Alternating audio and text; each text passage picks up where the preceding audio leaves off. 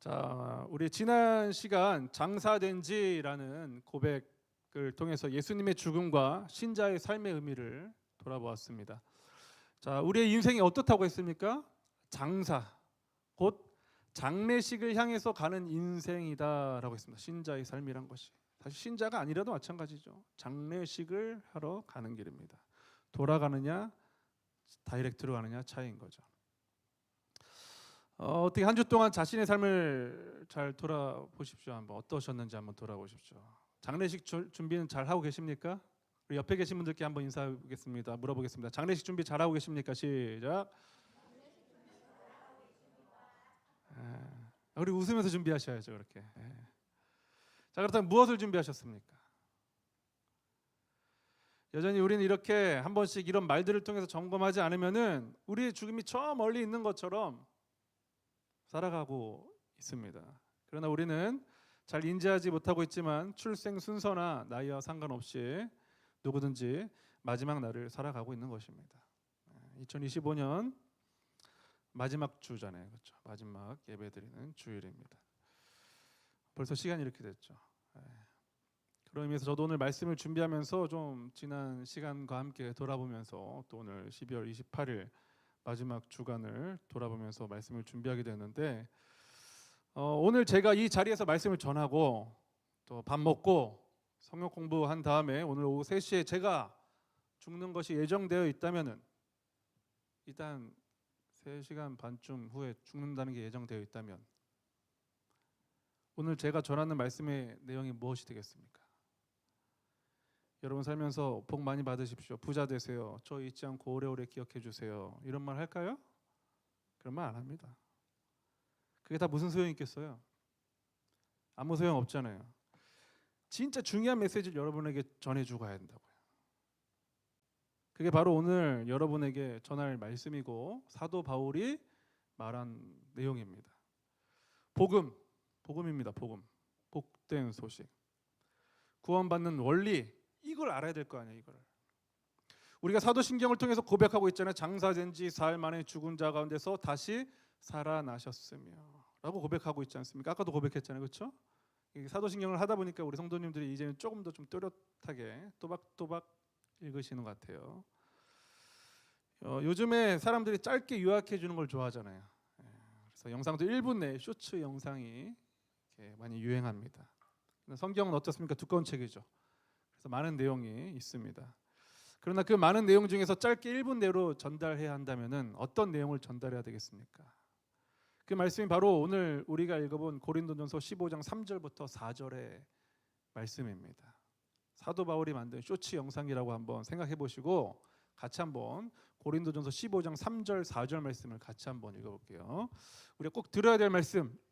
자, 시작. 내가 전에 받은 가장 중요한 것을 여러분에게 전했습니다. 그것은 그리스도께서 성경의 말씀대로 우리 죄를 위해 죽으시고 장사되셨다가 성경의 말씀대로 3일째 되던 날 다시 살아심을 받아. 자, 여기 써 있죠. 그리스도께서 성경의 말씀대로 우리 죄를 위해 죽으시고 장사되셨다가 성경의 말씀대로 3일째 되던 날 다시 살리심을 받아. 많은 사람들이 예수님께서 나의 죄를 위해 죽으셨다는 사실을 알고 믿습니다. 그렇죠? 그러나 나의 의를 이루기 위해서 나의 의를 완성시키기 위해서 부활하셨다는 사실은 잘 믿지 않아요. 그래서 이 땅에 사는 동안 나의 죄를 위해 죽으신 예수님의 힘과 그 능력과 이름을 이용해서 이 땅에 사는 동안 잘 먹고 잘 살려고 힘씁니다. 여러분 그것은 복음 아닙니다. 제가 치를 떨면서 그렇게 반복하면서 교회 안에서 새벽 기도를 한 번도 안 빠지고 했더니 자식이 잘 됐더라. 11조를 잘 했더니 복 받아서 부자가 됐다더라. 교회 봉사를 20년 동안 쉬지 않고 했더니 무병장수했다라는 식의 간증들에 대해서 아주 싫어하는 이유가 있습니다. 물론 그런 복이 없다고 하는 건 아닙니다. 그런 복도 있어요. 그러나 그런 간증의 중심에 지금 누가 있는 거예요? 내가 있는 거죠. 예전에 부흥회를 하면요, 부흥사 목사님들, 예전 일이죠. 지금 그러신 분도 없으시겠지만, 부흥사 목사님들이 오시면요, 찬양을 막 뜨겁게 하는 거예요. 반드시 내가 너를 축복하리라. 처음에는 이제 박수가 맹성맹성하다고요.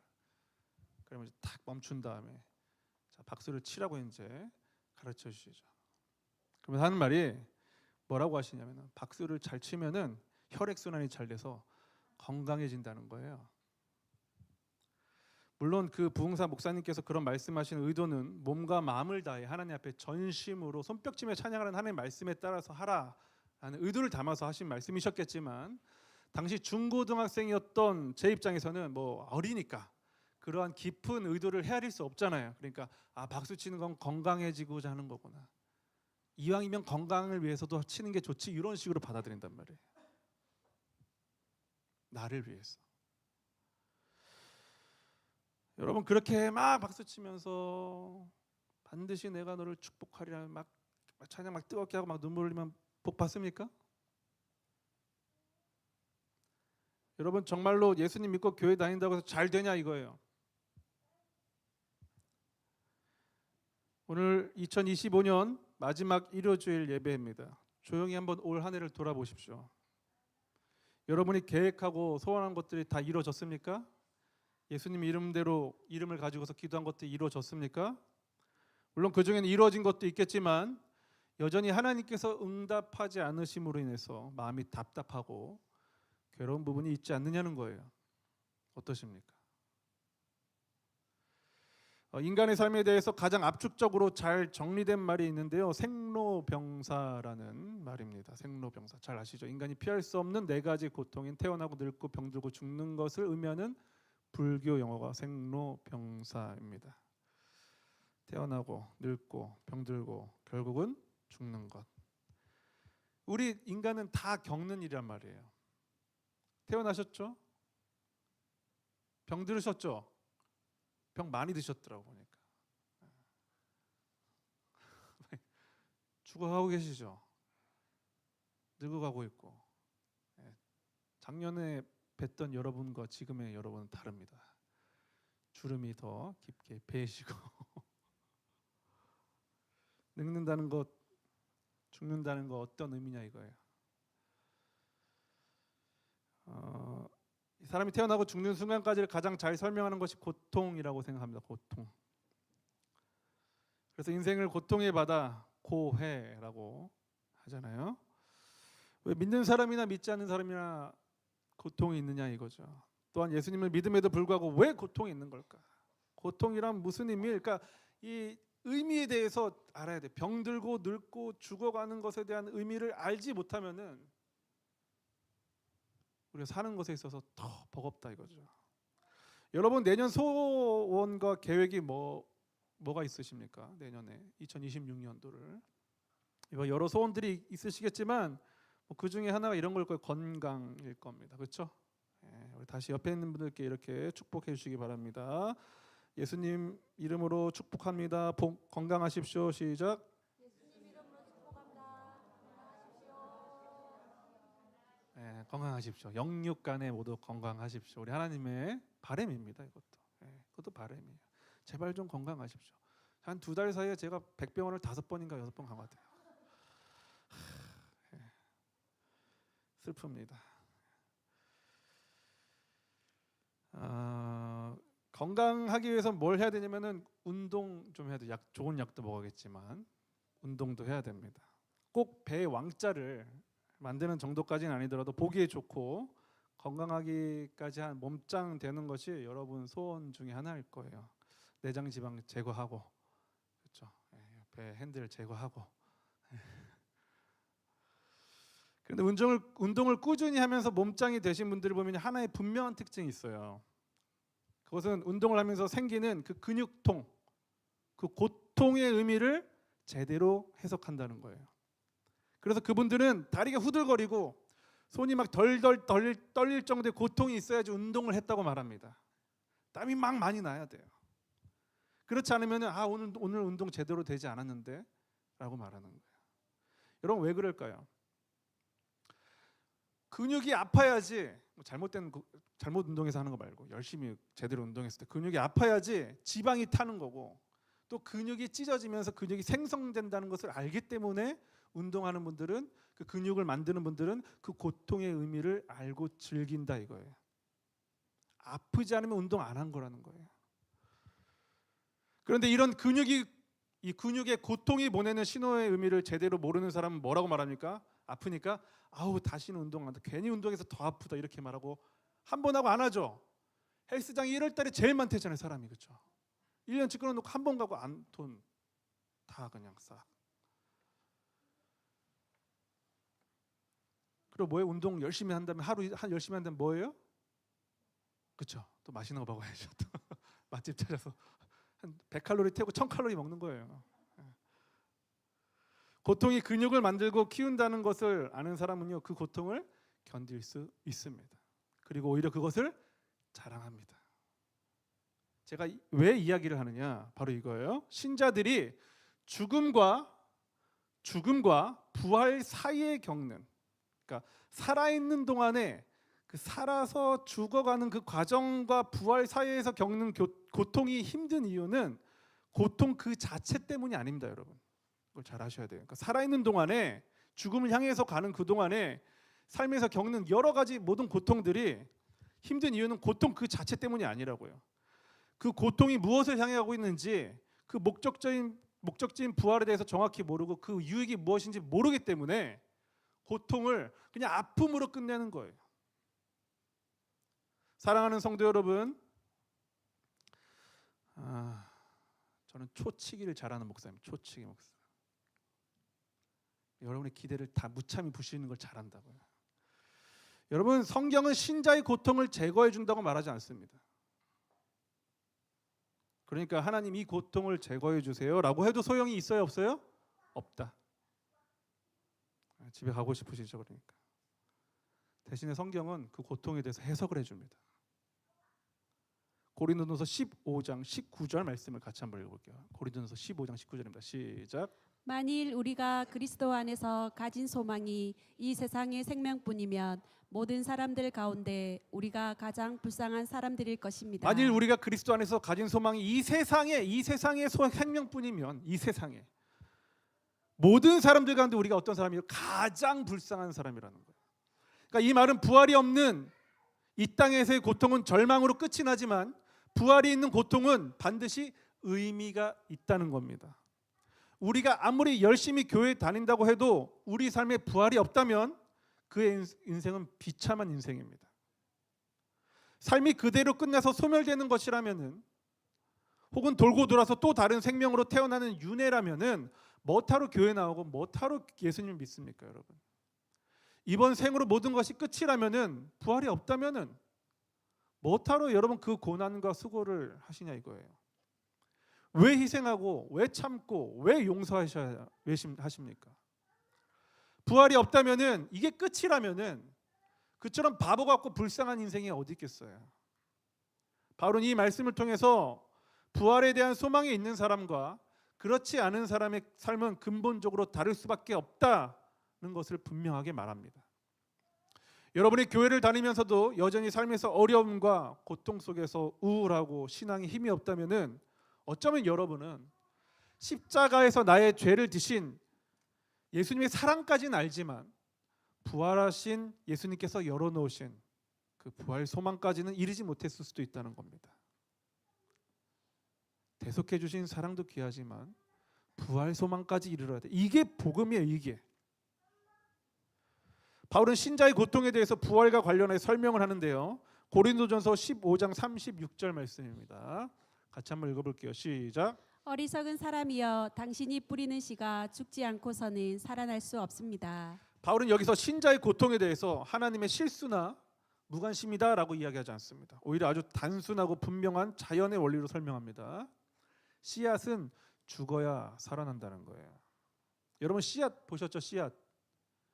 씨앗은 땅에 심길 때 어떻게 됩니까? 그 모습 그대로 보존됩니까? 아니면은 변형됩니까? 변형되죠. 썩죠. 깨지죠. 찢어지죠. 그 원래 씨앗의 모양이 해체가 됩니다. 해체가 돼요. 그러나 그 과정을 거치면요 전혀 다른 생명체가 나오죠. 씨앗은 이렇게 동그랗게 거의 이렇게 생겼잖아요, 그렇죠? 나오는 거 어때요? 초록색의 이상한 막 이런 것들이 나오잖아요. 열매가 맺히잖아요. 바울이 말하는 것은 신자의 삶에 찾아오는 죽음의 경험, 상실감, 우울, 고통 등은 부활로 가는 필수 과정이라고 이야기하는 거예요. 찢겨지고 깨지고 부서지는 게 뭐라고요? 부활로 가는 필수 과정이라고 이야기합니다. 우리는 믿음을 가지고 살면서도 고통스러운 상황이 찾아올 때 가장 본능적으로 이런 질문을 합니다. 내게 왜 이런 일이 생겼지? 여러분 사실 이 질문은 좋은 질문이 아니에요. 똑똑한 사람들은 좋은 질문합니다. 내게 왜 이런 일이 생겼지? 이게 좋은 질문이 아니에요. 내게 왜 이런 일이 생겼느냐가 아니라 이 고통이 지금 나를 어디로 이끌어가고 있는가를 질문하셔야 돼요. 이는 마치 운동을 열심히 하는 사람들이 나는 왜 운동을 하면 힘들지? 라고 질문하지 않는 것과 같아요. 이 사람들이 이렇게 하는 거예요. 생각하는 거예요. 아, 이 고통이 나를 몸짱의 삶으로 만들어가고 있구나. 배가 너무 찢어질 듯이 아픈 건 내가 식스팩을 만들기 위해서 그런 거구나 라고 생각한다고요.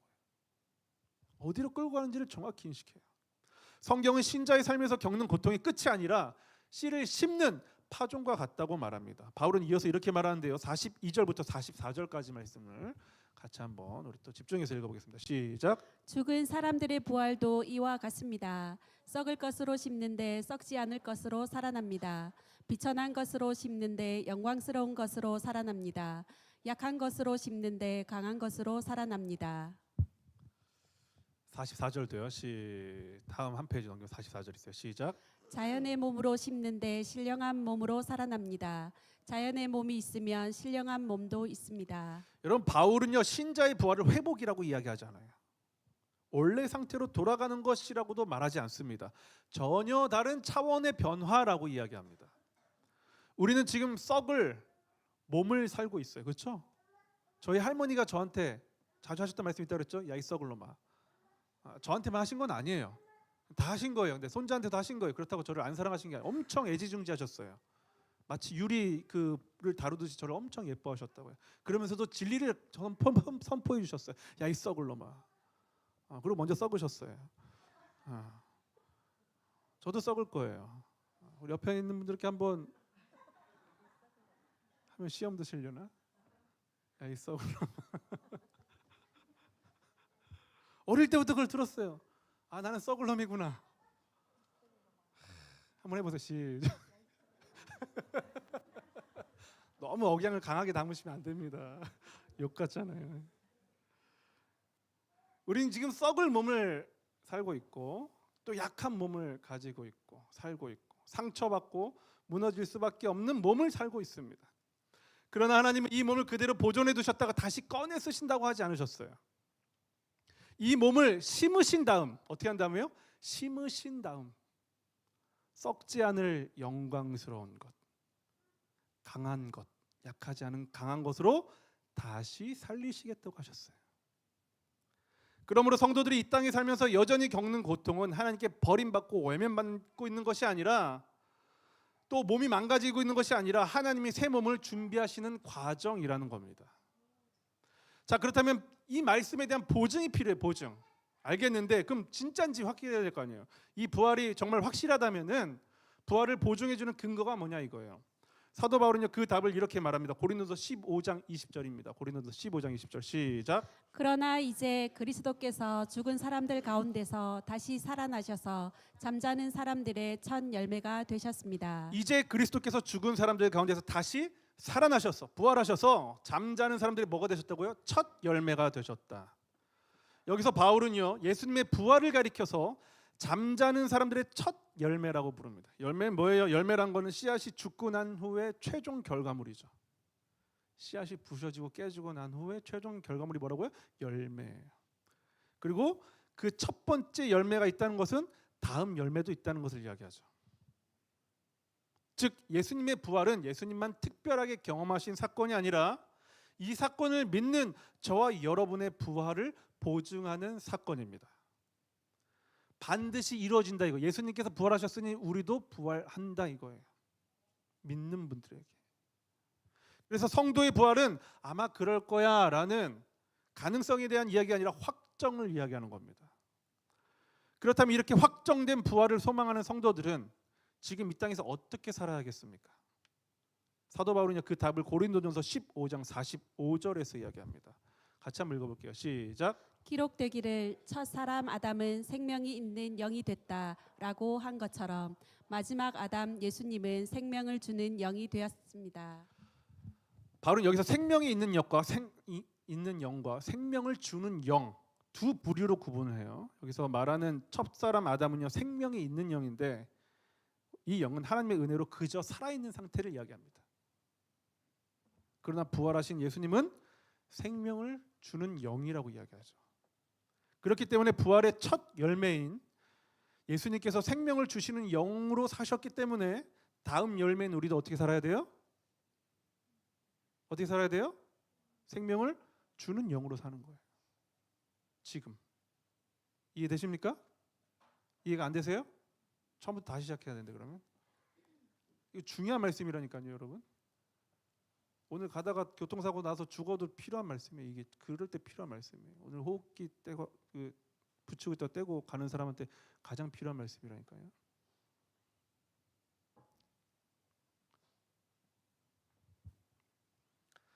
주님께서 살리는 영으로 사셨기 때문에 다음 열매인 우리도 그렇게 살아야 한다는 거예요.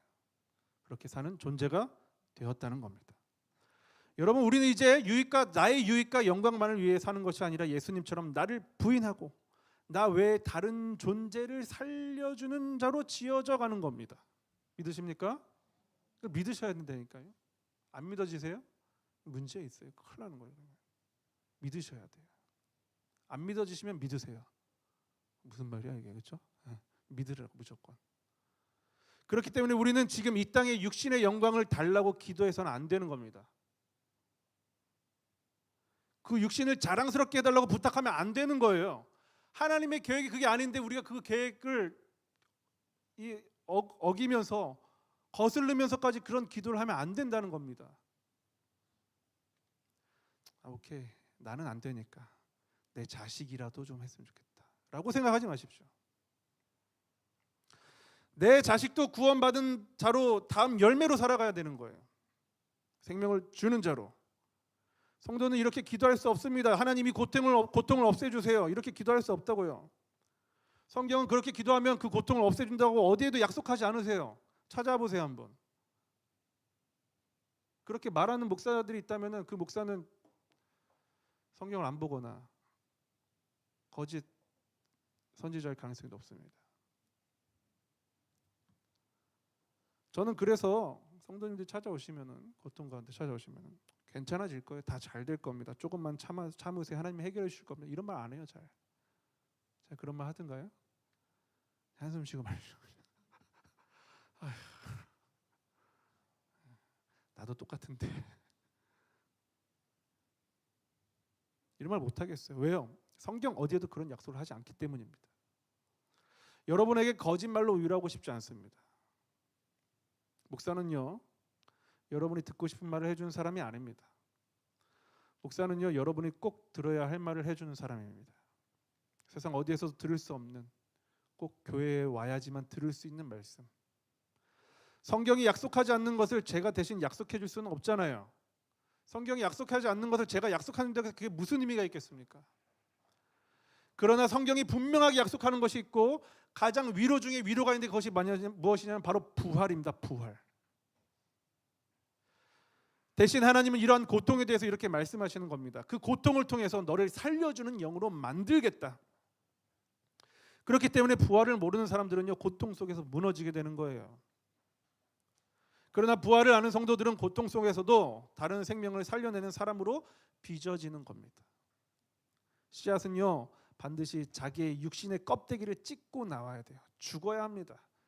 그 껍데기를 아까워서는 안 된다고요. 버릴 거잖아요. 거기에 왜 금테두리를 두르려고 하시냐고요. 왜 거기다 다이아몬드 목걸이 걸려고 하시냐고요. 버려야 돼요. 찢어야 합니다. 그래야지 새 생명으로 태어나는 겁니다. 그래서 예수님 믿는 우리의 삶이 그렇게 아프고 고달픈 겁니다. 그러니까 아프고 고달픈 게 맞아요. 예수님이 하늘의 미랄이 되심으로 땅에 심겨 죽으셨다고 했잖아요. 그렇죠? 거기서 수많은 열매들이 탄생한 것처럼 저와 여러분도 바로 그렇게 땅에 심기는 삶을 사는 겁니다. 내 열매 말고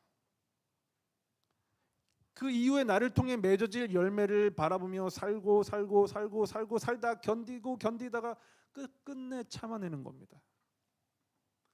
어차피 죽을 목숨이라고요. 어차피 버릴 껍데기니까. 어차피 장례식장으로 들어가고 불태워진다고요. 화장할 거잖아요. 거의 요즘 화장하시더라고요. 여자들은 2번 화장하죠. 아침에 1번 화장하고 죽을 때 화장 1번 하고. 화장할 때마다 생각하셔야 돼요. 아, 나 화장터로 가는구나. 툭툭 치면서 화장. 이걸 이해하게 되면요, 내 삶에서 나타나는 고통이 불평 불만의 이유가 되는 것이 아니라 감사와 찬양의 이유가 됩니다. 왜요? 살리는 영으로 살기 때문에. 중요한 건 예외가 없다는 거예요. 왜 나만 겪는 고통이냐고 하나님께 따져도 소용 없습니다. 백날 따져보십시오. 소용 없어요. 돌아오는 대답은 분명합니다. 너도 예외는 아니야. 목사도 예외는 아니야. 새벽 기도를 빠지지 않고 해도 예외는 아니야. 11조를 열심히 해도 예외는 아니라는 거예요. 여러분 생각해 보십시오. 부활 신앙이 없는 사람들의 기도 제목은 다 똑같아요. 그렇죠? 이제 며칠이면 새해잖아요. 전 세계 사람들이 떠오르는 태양을 보면서 비는 소원이 다 똑같아요. 뭐예요? 이 육신 잘 되게 해달라고. 이 육신 잘 되게 해달라고. 그러니까 그거 안 되면 어때요? 우울하고 슬프고 공허하고 실망스럽고 분노가 나오고 좌절하고 무기력해지고 허탈하고 억울하고 후회하고 미련이 생긴다 이 말입니다. 지금 제가 열거한 것들이 여러분 마음속에 자리 잡고 있다면 여러분이 어떤 소망을 가지고 사는지 한번 돌아보시기 바랍니다.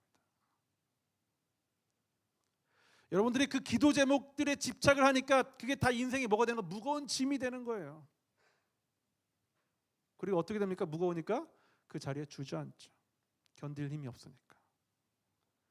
그래서 주저앉은 저와 여러분을 향해서 우리 주님께서 말씀하세요. 마태복음 11장 28절부터 30절까지 말씀입니다. 같이 한번 읽어볼게요. 시작. 수고하고 무거운 짐을 진 모든 사람은 다 내게로 오라. 내가 너희를 쉬게 할 것이다. 나는 마음이 온유하고 겸손하니 너희는 내 멍에를 메고 내게서 배우라. 그러면 너희 영혼이 쉼을 얻을 것이다. 내 멍에는 매기 쉽고 내 짐은 가볍다. 여러분이 가진 기도 제목 그거 가지고 발버둥 쳐도 안 됩니다. 미안합니다. 죄송합니다. 안 돼요. 안 돼. 자, 옆에 계신 분들 알려주세요. 안 돼, 안 돼. 시작. 안 된다니까요. 그건요, 이 땅을 사는 동안 평생 무거운 짐밖에 안 되는 거예요. 자식 잘 되게 해달라고 해봤자 자식 잘 안 된다니까요.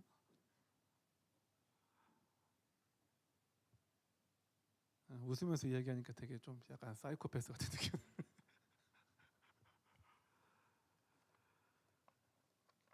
안 돼, 자식이 잘 되길 기도했는데 안 되면 어때요? 마음이 우울하고 슬프잖아요. 상대적인 박탈감을 느끼고 열등감을 느끼잖아요. 왜 그걸 스스로 짐을 지고 계십니까? 예수님 말씀하시잖아요. 다 내게로 오라고. 그러면 쉬게 할 거라고. 그리고 첫 열매가 되신 예수님의 멍에를 메고 배우면 저와 여러분의 영혼이 쉼을 얻게 됩니다. 믿으십니까? 네. 예수님의 짐은요, 우리가 매는 짐보다 매기 쉽고 가볍습니다. 제 아내가 저를 되게 좋아해요. 왜 좋아할까요? 무거운 거 잘 들어주니까 좋아해요. 자기가 멜 때는 힘들어요. 조그만 것도. 제가 오면요, 아무것도 못 들게요. 내가 할게. 줘. 되게 좋아해요. 짐을요 저한테 다 맡겨요. 그러니까 편한 거예요. 그래서 부활 신앙을 믿는 우리는요, 세상 사람들과 완전히 다른 기도 제목을 가지고 있어야 합니다. 어떤 제목이요? 잘 썩게 해달라고, 잘 찢어지게 해달라고, 더 이상 이 육신의 삶에 미련 갖지 않게 해달라고. 오늘 당장 죽는다고 하더라도 전혀 뒤돌아보지 않고 잘됐다 하고 갈 수 있게. 예수님처럼 살리는 영이 되게 해달라고 기도하셔야 돼요. 어차피 우리는 씨로 심겨지는 겁니다. 이 몸은 뭐로 심겨진다고요? 씨로 심겨지는 거예요. 그러니까 저한테 와가지고 이 땅에 사는 동안 받을 수 있는 복 받을 수 있겠다고 하게 해달라고 기도해달라고 하지 마세요. 저한테. 대신 이렇게 해달라고 하면 제가 기도해드릴게요. 예수님처럼 잘 찢어질 수 있게 해달라고, 잘 못 박힐 수 있게 해달라고 기도해달라고 하시면 제가 전심으로 기도하겠습니다. 말씀을 마치겠습니다. 이제 함께 찬양을 부를 건데요, 오늘 부를 찬양은요 찬송가에 있는 찬양곡인데 의외로 예배당 안에서 잘 안 부릅니다. 특히 일요일에 더 잘 안 불러요. 왜냐하면 이 찬양은 장례식장에서 많이 부르는 찬양이거든요. 근데 재미있는 점이 하나 있어요. 정작 이 노래를 들어야 할 당사자는 못 듣습니다.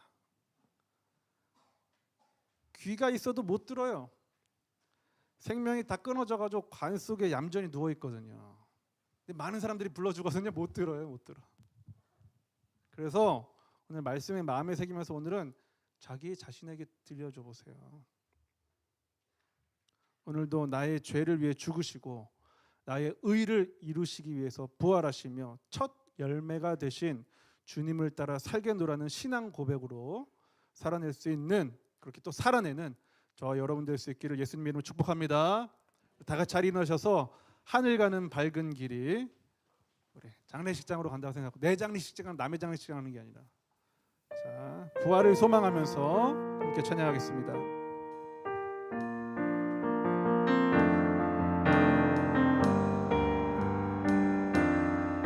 웃으면서 부르셔야 돼요. 웃으면서.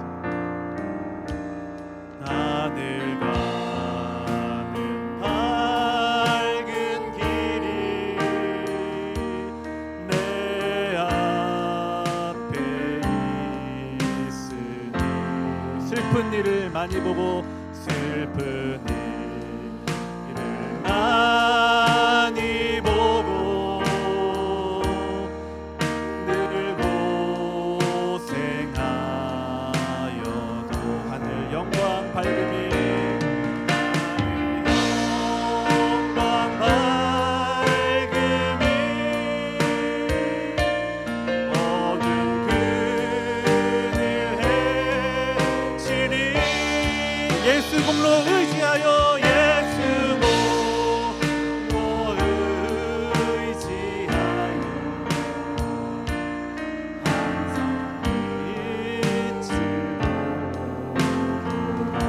내가 염려하는 길이 내가 염려하는 길이 얼굴을 좀 피십시오. 좀 얼굴 피고 부르셔야 돼요. 속에 근심 밖에 걱정 늘 시험하여도 늘 예수 보배로운 피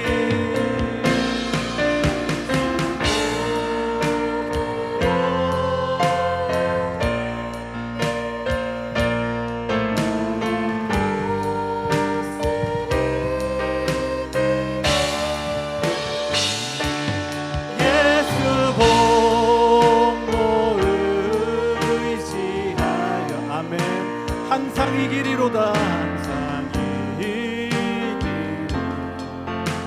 내가 천성 바라보고 내가 천성 바라보고 가까이 왔으니 아버지의 영광 집에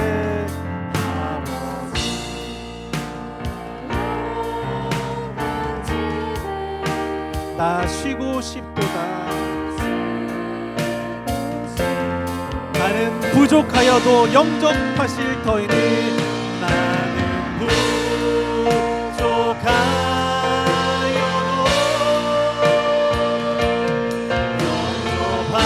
영접하실 터이니 영광 나라 계시니 우리 구주 예수라. 네, 한 번 더 고백합니다. 나는 부족하여도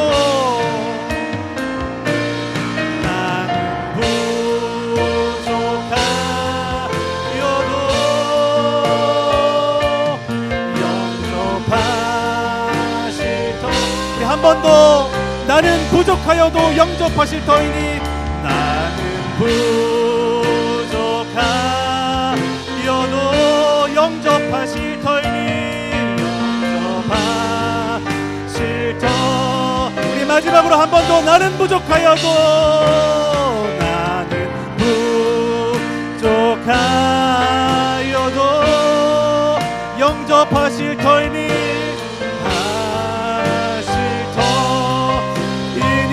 영광 나라 계신 영광 나라 계신 우리 구주 예수라. 우리 구주 예수라. 여러분 이 찬양의 고백을 믿으